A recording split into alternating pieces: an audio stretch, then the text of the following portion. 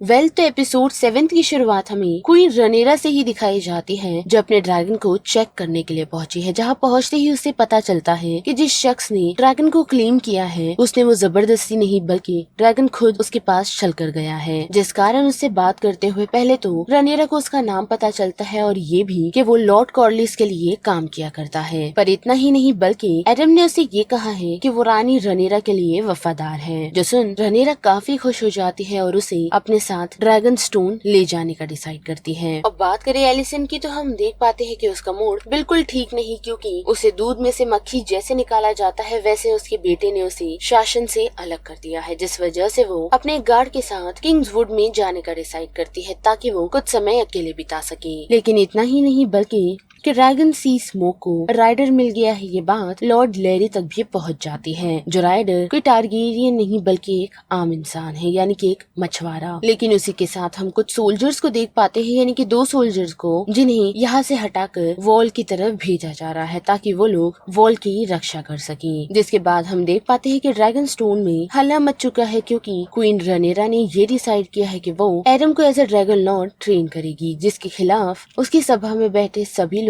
हैं। और साथ ही जेस को ये बात पसंद नहीं आती, क्योंकि वहाँ बैठे सभी लोगों के अकॉर्डिंग जिस शख्स ने ड्रैगन को क्लेम किया है वो निचली जाति का है, जिस वजह से सभी को लॉर्ड कॉर्लिस से जवाब चाहिए। लेकिन वो रानी के जवाब के लिए अब वेट करेगा। वही बात करें क्वीन रनेरा की तो हम देख पाते हैं कि उसकी बातचीत लेडी माइसीरिया से हो रही है, जिसके अकॉर्डिंग उसे अगर और भी टारगेरियन लोग चाहिए तो उसे किताब में नहीं बल्कि किंग्स लैंडिंग में ढूंढने चाहिए, क्योंकि जैसे कि माइसीरिया ने एक वैश्यालय में काम किया है तो उसके अकॉर्डिंग टारगेरियंस के ब्लड यानी कि बास्टर्ड ब्लड वहाँ काफी मौजूद है। पर रनेरा ये करना नहीं चाहती, क्योंकि उसे निचले जाति के लोग नहीं चाहिए, क्योंकि ऑलरेडी एडम को उसने एक्सेप्ट कर लिया है और उसके पास कोई और चारा नहीं। लेकिन लेडी माइसीरिया उसे बताती है कि वो लोग उसे काफी प्यार करते हैं और साथ ही उसके लिए वो लोग अपनी जान तक दे देंगे। पर रनेरा के अकॉर्डिंग असली टारगेरियन ही ड्रैगन को क्लेम कर सकते हैं और साथ ही ये उसकी शान के खिलाफ हो जाएगा। लेकिन लेडी माइसीरिया उसे बताती है कि फिलहाल उसे इन बातों पर नहीं बल्कि इन बातों पे फोकस करना चाहिए कि वो लोग कैसे अपनी गद्दी को वापस हासिल कर सके। साथ ही जिन लोगों को वो यहाँ इनवाइट करने वाली है उसके और 2 ड्रैगन्स के लिए, भले ही वो लोग निचली जाति के क्यों ना हो, लेकिन वो लोग उसे दिल से सर्व करेंगे। और अपने बेटों का याद करके उसने फाइनली ये डिसीजन लिया है कि वो ये फौज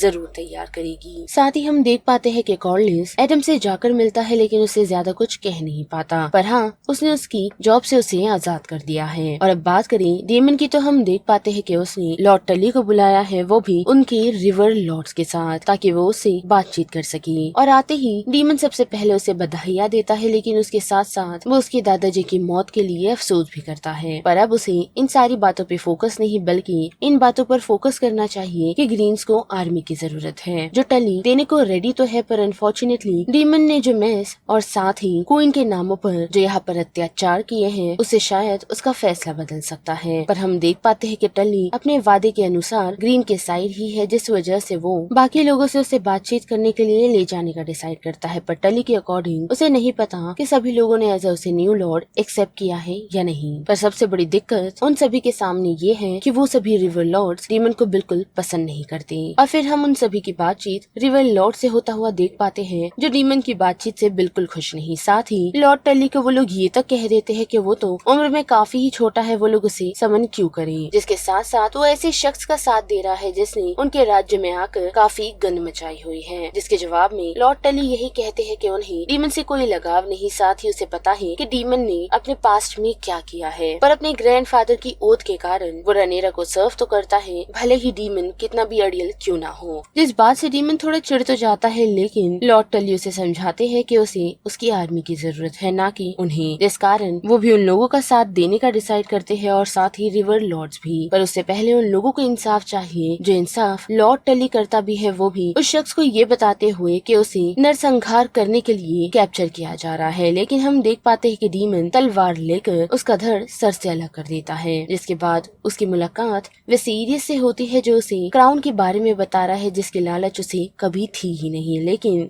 ये डीमन को काफी ही पसंद था, जो शायद आज भी उसे चाहिए। जिसका जवाब वो देता नहीं और फिर ये सीन मूव होता है किंग्स लैंडिंग की तरफ, जहाँ हम देख पाते पाते हैं कि लॉर्ड लैरी के कहने पर ग्रैंड मास्टर बार बार क्वीन एमन को वॉक करवा रहे हैं, जो कि उनकी हेल्थ के लिए फिलहाल ठीक नहीं, पर वो ये सारी चीजें राजा के लिए कर रहे हैं ताकि वो जल्द से जल्द ठीक हो सके। वही दूसरी तरफ बात करें लॉर्ड कॉर्लिस की, तो हम देख पाते हैं कि वो एलन से आकर मिल चुका है, जहाँ उसने पहले तो उसे एक महत्वपूर्ण काम दिया है, वो भी क्वीन का, ताकि वो कुछ लोगों से नाव लेकर किंग्स लैंडिंग की तरफ भेज सके, जिसके लिए वो अग्री कर जाता है। लेकिन उसी के साथ वो उसे उसके भाई एडम के बारे में बताता है, जिसने ड्रैगन को क्लेम कर लिया है, और साथ ही लॉर्ड कॉर्लिस को नहीं पता कि उनकी माँ कौन थी, पर वो एडम को ड्रैगन लॉर्ड बनने के लिए इनवाइट करते हैं। बट अनफॉर्चुनेटली एडम उनसे ये कहता है कि उसे ड्रैगन्स और उन ऐशो आरामों में कोई भी दिलचस्पी नहीं, क्योंकि वो एक जहाजी है और वो हमेशा वही बनकर रहना चाहता है। साथ ही हम देख पाते हैं कि रैना, जिसे दूसरे राज्य भेजा जा रहा है, वो उन लोगों के साथ नहीं बल्कि ड्रैगन की तलाश में बच्चों को छोड़कर निकल जाती है। और फिर बात करें जेस की, तो हम देख पाते हैं कि वो अपनी मॉम से काफी ही नाराज है उसके इस प्रयास से, क्योंकि उसके अकॉर्डिंग निचले जाति के लोग ड्रैगन को क्लेम नहीं कर सकते।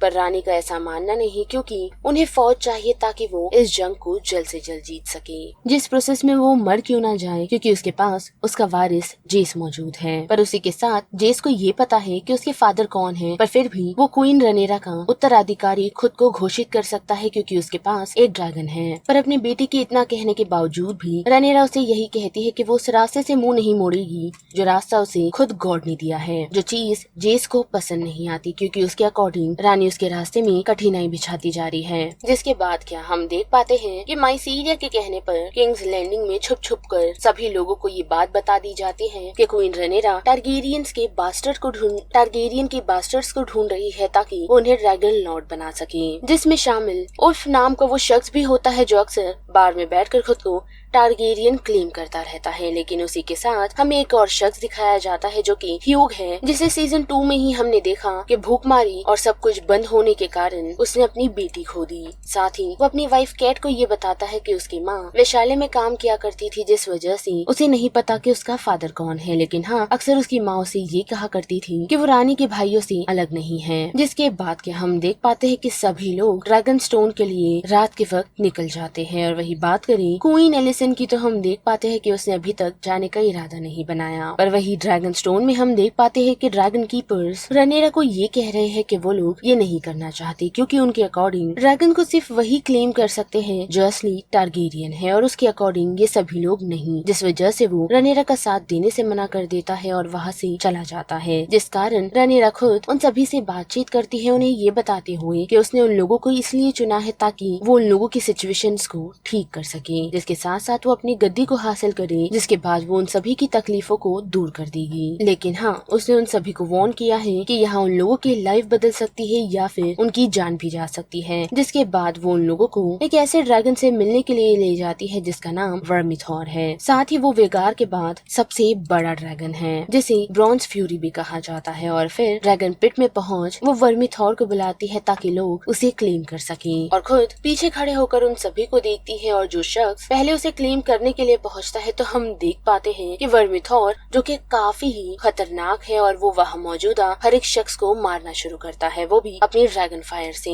जिस वजह से भगदड़ मच जाती है। और हम देख पाते हैं कि जब वर्मिथॉर एक लेडी को मारने की कोशिश कर रहा होता है, तो ह्यूग उसके सामने जाकर खड़ा हो जाता है, उसे शांत रहने के लिए कहकर, और कुछ समय बाद वर्मिथॉर शांत हो जाता है और उसे सर्व कर देता है, जो चीज रनेरा देख काफी खुश हो जाती है। लेकिन वही दूसरी तरफ बात करें उल्फ की, तो हम देख पाते हैं कि वो वर्मिथॉर से इतना डर जाता है कि यहाँ से डायरेक्शन ही बदल लेता है। पर अनफॉर्चुनेटली वो डायरेक्शन उसे और कहीं नहीं बल्कि एक और ड्रैगन के पास ले जाती है, जो ड्रैगन सिल्वर विंग्स है, जिसे देख उल्फ पहले डर जाता है, लेकिन कुछ समय में ही सिल्वर विंग उसे सर्व कर देता है, यानी कि उसके सामने झुक जाता है, जिस कारण उल्फ उसे क्लेम कर लेता है। जिसके बाद के ये सीन बढ़ता है किंग्स लैंडिंग की तरफ, जहाँ एमन बैट अपने सलाहकारों के साथ बातचीत कर रहा होता है, लेकिन काफी जोर जोर से वो आवाजें लोगों की सुन पाते हैं जो ड्रैगन कह रहे हैं। और बाहर देखते ही उसकी नजर सिल्वर विंग पर पड़ती है, जिस वजह से वो जल्द से जल्द उसके पीछे निकल पड़ता है, वो भी विगार के साथ। पर अनफॉर्चुनेटली उल्फ सिल्वर विंग को अपने साथ ड्रैगन स्टोन ले जाता है, जिसके पीछे पीछे